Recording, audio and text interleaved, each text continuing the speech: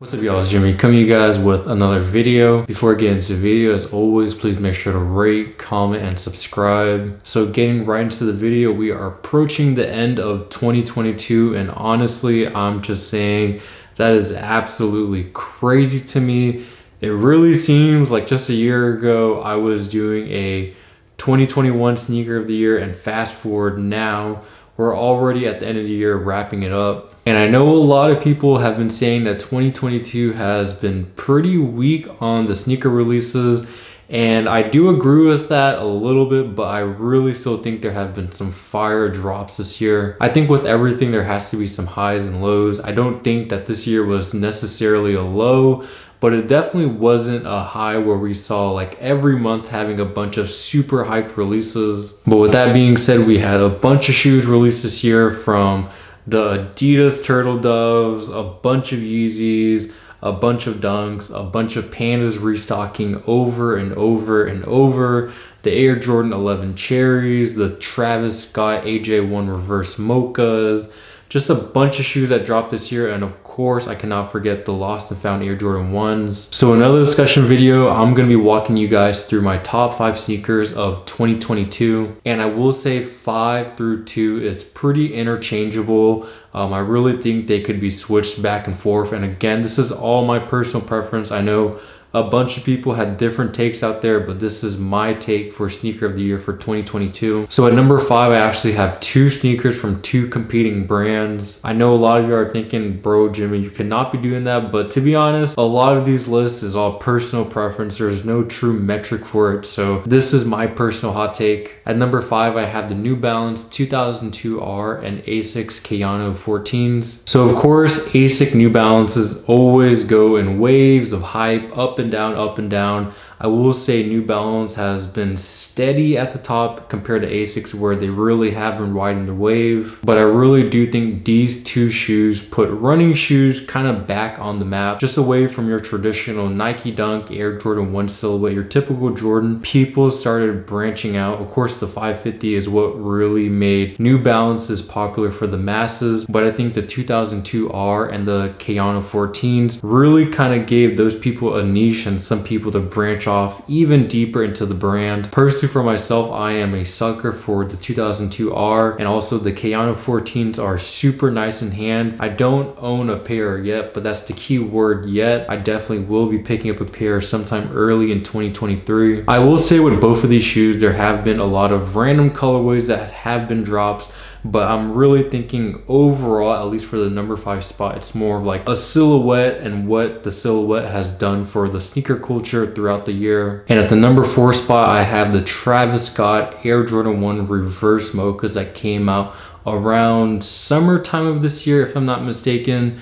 When this shoe dropped, I feel like it kind of, I don't want to say it went under the radar, but I feel like when Travis Scott drops a shoe, it's pretty hot for quite a while. But I feel like when this specific colorway dropped, it was hot for a little bit and then it sizzled out really quick. And I don't know if that has to do with the shoe itself or the sneaker market kind of taking a hit. Personally, for myself, out of all the Travis Scott sneakers, I'll say this one right here has to be within my top 3 all time. And again, just coming from personal preference, as a shorter dude standing at 5'5", 5'6", that is a pair of low top shoes I can wear without looking stubby. And that is a key thing in a lot of my outfits, right? Just because being a shorter person, sometimes when I wear high tops, if I don't have the proper pants or the proper shirt length and stuff like that, it just makes me look too short and too stubby. In contrast, if I'm wearing the Reverse Mochas, that's something I never have to worry about. I think it's a pretty simple colorway, but the execution was done really well, from the color palette to the materials. I mean, just the overall shoe itself is really nice. And definitely, if you stack all the Travis Scott 1 lows side by side, I will say hands down that has to be the best one compared to the Fragment, the OG colorway that dropped, and then also the Black Phantom pair. But definitely a good year for sneakerheads that were a fan of Travis Scott's. At the 3rd spot for the year, I have the LV Air Force 1. So I'll be honest, you guys, I really don't know too much about this shoe. I know I did a little preview video showing all the colorways that were going to be dropping. You know, I think this is just an iconic shoe that definitely went under the radar, right? Most of the consumers, including myself, cannot afford to spend a couple $1,000 $2,000 on a pair of Air Forces. But I think the shoe in itself, the fact that it was designed by Virgil Abloh, you know, when he was creative director over at LV, is just something in itself. You know, of course, the fact that he passed away just heightens everything around the shoe. But I think that is something important to note, just because, you know, you look at the shoes, they just look like regular Air Force Ones. There's a bunch of fake pairs out there. People are wearing them. No one really cares. But at the end of the day, you know, it's really just paying tribute to someone that had such a long lasting impact on the sneaker community. And I'll say that's why I have the shoe at the 3rd spot. You know, even though it's just paying tribute to Virgil,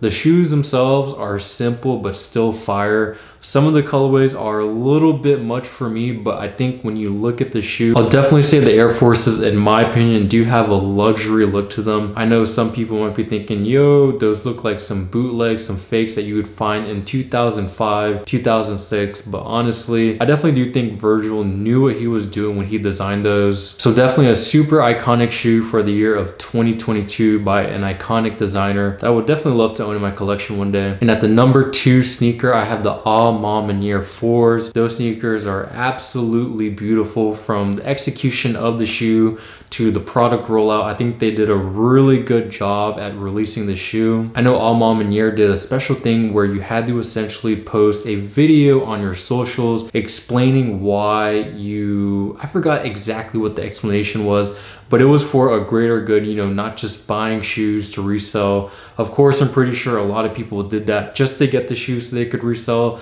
But at the end of the day, they made it harder for resellers just go cop the shoes, bought out the shoes, and actually, you know, make you work a little bit harder to get the shoes. But actually getting down into how the shoes look, I mean, you guys, they are absolutely fire, from the uppers, the materials that they use, the quality. I don't have a pair. There's a lot of shoes on this list that I don't own, but I do think are absolutely beautiful. This is a pair I struck out on. I tried a couple times to get them for retail and I just couldn't. But this shoe right here is honestly probably, I want to say, at least top 10 Jordan 4s of all time. And I'm telling you guys, if you guys look at the details on this shoe, the quality, the materials used, everything is absolutely so beautiful. It's just how they crafted the shoe in itself. You know, I'm not sure if a bunch of pairs had any quality check issues. I know that's more of like a Nike Jordan brand thing, but the perfect pairs out there that have no issues, I mean, those have to be at least like a heavy contender with the top shoe of the year for a lot of people. And finally, at the last spot, cue the drum roll. At the number 1 spot, we have the Air Jordan 1 Lost and Found. And this is a no-brainer for a lot of people. I know a lot of people are saying, yo, that's just another re-release of the Chicagos. And even then, they didn't do those right because they aren't the Chicagos. They have this vintage distressed look on them. But I'm telling you guys, go watch my review. The details to the packaging, the shoe, the tissue paper, everything on the shoe is absolutely on point. The only thing I can maybe knock on the shoe, I'll say, is the quality of the shoe. But that's honestly to be expected, right? I know that sucks to say for sneaker of the year, but Air Jordan 1s are never super crazy quality or anything like that. However, though, for a nostalgic reason, which is the biggest reason why I put the shoe at the number 1 spot, I mean, this is the first shoe I paid resale for in at least a couple years. I'm really the type of person where if I don't hit on a shoe, then I'm good. Like, I don't need to go pay resale. Like, there's never been a shoe where I want that much that has made me go pay resale and just start fiending for the shoe. But this is the one shoe where after release date on a Saturday, sneakers dropped and all that, I was hunting all over the Dallas area to find a pair locally. And luckily, I was able to get a DS pair for actually pretty cheap considering the market on them now. Not like it was like a crazy good deal or anything like that, but I'll say it was a pretty average price of $375 for a DS pair, so definitely not too bad. And I definitely say a lot of people would agree with this take. You know, I don't know if it's like a recency thing because the shoes just dropped, they're on everyone's mind. You know, maybe that's Jordan Brand's tactic, but I will definitely say, I don't know, like there just hasn't been a sneaker that dropped that has really caught my attention. I will say next year in March when they drop the white cement 3s, I think those will definitely gain a lot of attraction, but because those are 3s and not everyone likes 3s, those won't gain the same amount as attention as the Lost and Found. But Those threes are definitely going to be really high up there for me next year. But that's all besides the point, right? We're focusing on the Lost and Found Air Jordan 1s. If you guys have a pair and you guys really mess with them, then we're definitely on the same boat. Again, this is all personal preference because I know a lot of people that did not like them whatsoever, which is perfectly okay, right? Because at the end of the day, sneakers, fashion style, taste is all subjective, right? Everyone's gonna have different likes and dislikes. So really, at the end of the day, everyone's list is going to be different, but that was my top 5 for 2022. But honestly, I could rant on about this shoe for ages, so I'm gonna cut it short. You guys have seen my review on these. You guys have seen me talk very highly of this sneaker. Definitely one of my favorite pickups in quite a while. But definitely make sure you let me know down below in the comments what was your top sneaker of 2022. I wouldn't be surprised if a lot of you guys said the All Mom in Year 4s, the Lost and Found Air Jordan 1s. But really, there were a lot of good drops in 2022. Sure, not every month was filled with a bunch of heaters, but at the end of the day, there were pretty solid drops every month. But this is gonna wrap up the video. Until next time, I'll catch you guys later. Peace.